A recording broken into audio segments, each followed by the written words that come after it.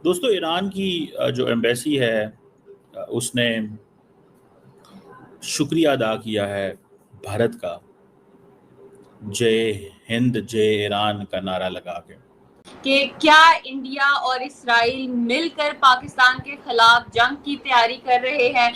क्या पाकिस्तान के जो न्यूक्लियर प्रोग्राम है उसको नुकसान पहुंचाना जो है वो उनका नेक्स्ट टारगेट है? क्योंकि बहुत सी जो है वो इंफॉर्मेशन या फिर न्यूज जो है वो सुनने में आ रही है। आपको क्या लगता है इस साल, अगले साल का तो बहुत आज उन्होंने 52 सैटेलाइट्स भी कह दिए कि जी अप्रैल, अगले साल के अप्रैल तक 52 हमारे ये वॉर सैटेलाइट्स भी ऑन हो जाएंगे और बड़ा कुछ, और 6 बिलियन की उन्होंने इमरजेंसी बाइंग भी ऑन कर दिया है, ड्रोन्स, हर किस्म के हथियारों की। सो क्लियर वॉर हिस्टेरिया है और पॉलिटिकल प्रेशर्स भी हैं।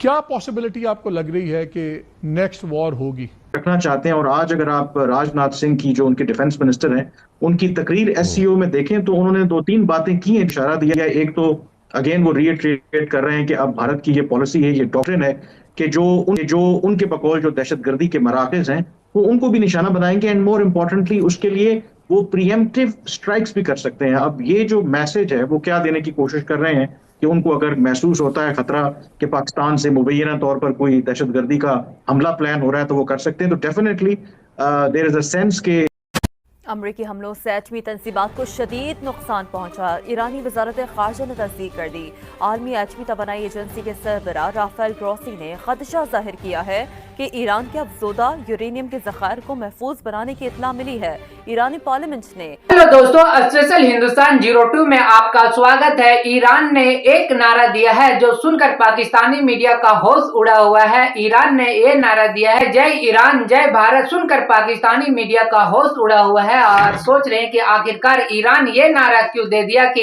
ईरान और भारत आपस में जिस तरीके से दोस्ती है, ईरान ने ये नारा दे दिया कि जय ईरान जय भारत। लेकिन ईरान को भी पता है कि भारत दुनिया का चौथा सबसे बड़ा इकोनॉमी है और जबकि पाकिस्तान इसके आसपास भी नहीं आता है। और जिस तरीके से इसराइल और ईरान के बीच युद्ध चल रहा था और ईरान में भारत के छात्र फंसे हुए थे और जिस बस में भारत का झंडा लगा हुआ था उस बस को ईरान इतना रिस्पेक्ट से उसको भेज रहा था, तो इससे ये पता चलता है नरेंद्र मोदी का विदेश में किस तरीके से अपना ईरान में छवि बनाकर रखा है। देखकर पाकिस्तानी मीडिया का होश उड़ा हुआ है कि ईरान पाकिस्तान का शुक्रिया अदा नहीं कर रहा है बल्कि वो भारत का शुक्रिया अदा कर रहा है। और शुक्रिया अदा ही नहीं भारत का कर रहा है बल्कि एक नारा दे रहा है कि जय ईरान जय भारत। सुनकर किस तरीके से पाकिस्तानी मीडिया में हाहाकार मचा हुआ है। दोस्तों, ईरान की जो एम्बेसी है उसने शुक्रिया अदा किया है भारत का, जय हिंद जय ईरान का नारा लगा के। और क्योंकि याद होगा आपको कि प्राइम मिनिस्टर मोदी जो है उन्होंने ईरानी सदर से फ़ोन किया। उन्होंने अमेरिकी सदर को फ़ोन नहीं किया, ईरानी सदर को फ़ोन किया। तो ईरान की जो एम्बेसी है दिल्ली के अंदर, उन्होंने कहा कि हम पॉलिटिकल लीडरशिप पे और इंडियन सिटीजन्स, एक्टिविस्ट और जो हमारे साथ खड़े रहे, हम उनका शुक्र अदा करते हैं इस 12 डे वॉर में। सो ये एक बड़ी एक्स्ट्राऑर्डिनरी चीज़ है। पाकिस्तान शायद समझता है कि ये नहीं होना चाहिए था। ईरान को समझना चाहिए कि वो पाकिस्तान ने ईरान की मदद की है डिप्लोमेटिक, पॉलिटिकल, इस चीज़ों में, ठीक है जी। और that is something significant by the way. लेकिन देखें, इंडिया का मसला ये है कि इंडिया ने जब ईरानी सदर को फ़ोन किया तो उन्होंने उस वक़्त पैगाम दिया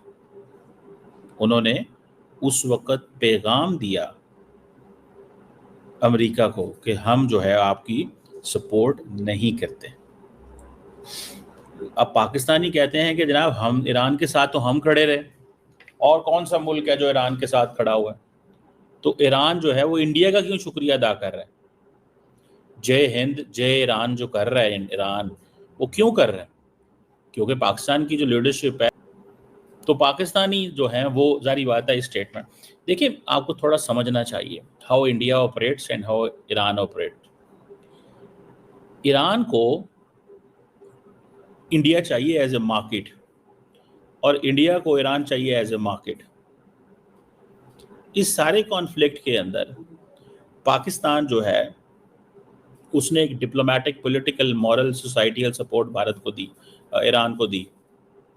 ईरान के अंदर, इंडिया के अंदर जो बड़ी सपोर्ट थी वो हमें इस चीज़ को थोड़ा समझ जाना चाहिए कि इंडिया खुल खिला के इजराइल का साथ प्लेयर है। इंडिया के डिफेंस वेपन्स इजराइल इस्तेमाल करता रहा, इंडिया के डिफेंस इक्विपमेंट तो इजराइल इस्तेमाल करता रहा। अब पाकिस्तानी ये पूछ रहे हैं कि इंडियन वेपन्स करे इस्तेमाल इजराइल ईरान के खिलाफ, लेकिन ईरान भारत का शुक्रिया अदा करे। तो ये क्या चीज़ है? ये है इंटरेस्ट, इसको इंटरेस्ट बोलते हैं। और ईरान को ये है कि भारत एक बड़ी इकोनॉमी है, बड़ा मुल्क है, बिल्कुल नेबरिंग कंट्री है पाकिस्तान से हट के। वो नहीं चाहते। देखिए, ईरान के पास चॉइसेस पहली बहुत कम है। वेस्ट तो उसका दोस्त नहीं है, वेस्ट ईरान का दोस्त नहीं है।